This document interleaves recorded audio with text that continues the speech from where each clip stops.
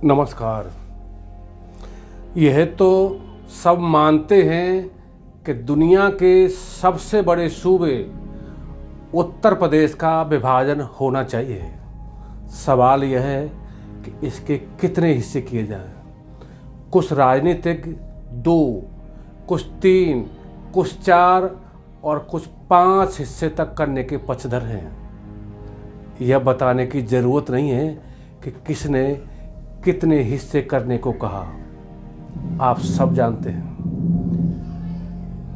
यह भी जानते हैं कि इसके पीछे नेताओं के अपने राजनीतिक नज़रिए हैं। विभाजन राजनीतिक दलों की सहूलियत के लिए नहीं, जनता की सुविधा की दृष्टि से होना चाहिए। इस नज़रिए से देखें तो किसानों के मसीहा चौधरी चरण सिंह ने हमेशा छोटे छोटे राज्यों की वकालत की। संविधान निर्माता डॉक्टर भीमराव अंबेडकर ने तो 2 करोड़ की आबादी पे राज्य बनाए जाने का फॉर्मूला भी दिया। इसे आधार मानकर उत्तर प्रदेश के अब 8 हिस्से होने चाहिए, तभी इसका समग्र विकास हो सकेगा।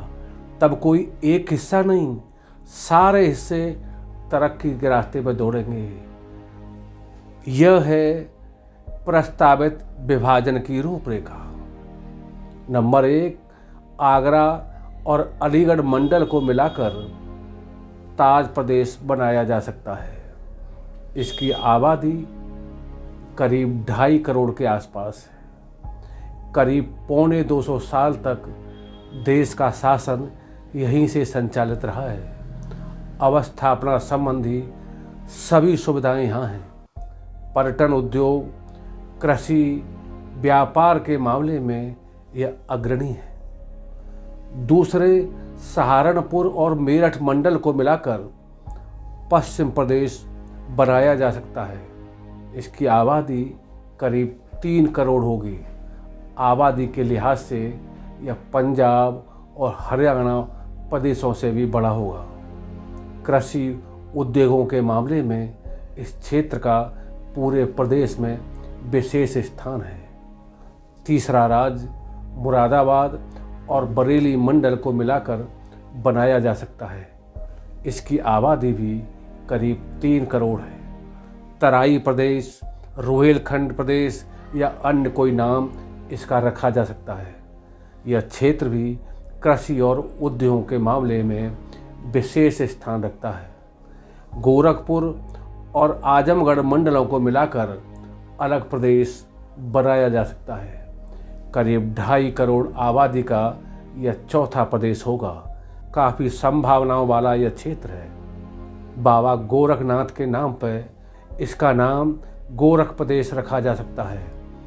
बाबा गोरखनाथ की धार्मिक और सामाजिक शिक्षाएं आज भी पूरे देश को प्रेरित करती हैं। 5वां प्रदेश इलाहाबाद, वाराणसी और मिर्ज़ापुर मंडलों को मिलाकर बनाया जा सकता है। यह करीब 3.5 करोड़ आबादी का होगा। इसे गंगा प्रदेश नाम दिया जा सकता है। यह क्षेत्र कृषि के अलावा शिक्षा और धार्मिक पर्यटन का बहुत बड़ा केंद्र है। झांसी, चित्रकूट और कानपुर मंडल को मिलाकर 6वां बुंदेलखंड प्रदेश बना सकते हैं। यह क्षेत्र कृषि, उद्योग और पर्यटन का केंद्र है। लखनऊ, देवीपाटन मंडलों को मिलाकर अलग प्रदेश बना सकते हैं। इसे उत्तर प्रदेश के नाम से ही रहने दे सकते हैं। इसके लिए सब कुछ लखनऊ में उपलब्ध है। इसकी आबादी करीब 3 करोड़ होगी। तकरीबन 2.5 करोड़ आबादी के फैजाबाद तथा बस्ती मंडलों को मिलाकर अवध प्रदेश बना सकते हैं। यह क्षेत्र कृषि के अलावा धार्मिक पर्यटन का देश का सबसे बड़ा केंद्र है। यह रूपरेखा कोई अंतिम नहीं है। इसके क्षेत्र और नामों में भी संशोधन कर सकते हैं, लेकिन विभाजन होना चाहिए। अब सवाल यह है कि इससे फ़ायदा क्या होगा। करीब 100 किलोमीटर के दायरे में सभी को सभी सुविधाएं उपलब्ध होंगी, जल्दी और सस्ता न्याय मिलेगा, क्योंकि तब हाई कोर्ट भी हर राज्य को मिल जाएंगे। सरकारी खर्चों में भारी कमी आएगी, टीएडीए के खर्चे आधे भी नहीं रहेंगे, फालतू की भाग दौड़ खत्म हो जाएगी। सरकारी अमले के पास जन समस्याएं सुनने और उन्हें सुलझाने के लिए ज़्यादा समय होगा। छोटे राज्य और राज्यों के मुख्यमंत्रियों की पहुंच ग्राम प्रधानों तक हो सकेगी। वे बिना हवाई जहाज और हेलीकॉप्टर के क्षेत्र में कभी भी कहीं भी जा सकेंगे।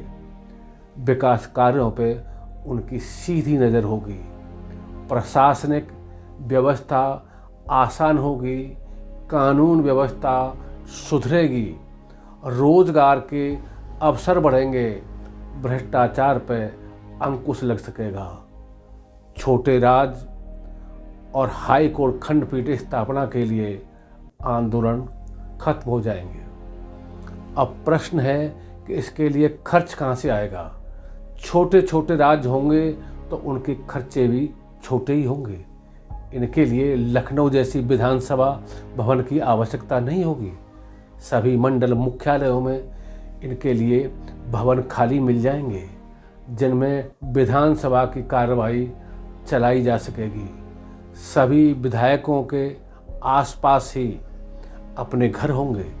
उनके लिए दारुल सफा जैसी व्यवस्था की आवश्यकता नहीं होगी। विधानसभा की कार्रवाई में दिन में भाग लेकर वे साय को अपने घरों पर जा सकते हैं।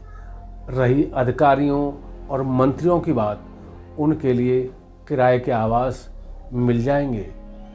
सभी मंडल मुख्यालयों में तमाम भवन और अपार्टमेंट खाली पड़े हैं। इसी तरह प्रदेश स्तरीय कार्यालय मंडल मुख्यालयों और जिला मुख्यालयों में स्थापित किए जा सकते हैं। फिलहाल बिना बहुत तामझाम के काम चला सकते हैं।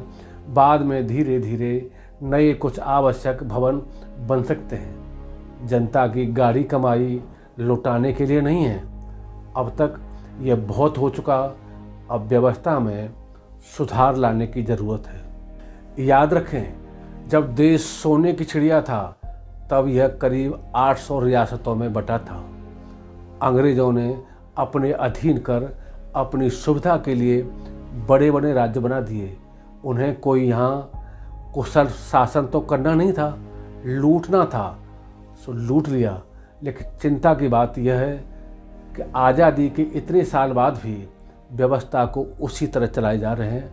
अब इसे बदले जाने की ज़रूरत है। जय हिंद, जय भारत।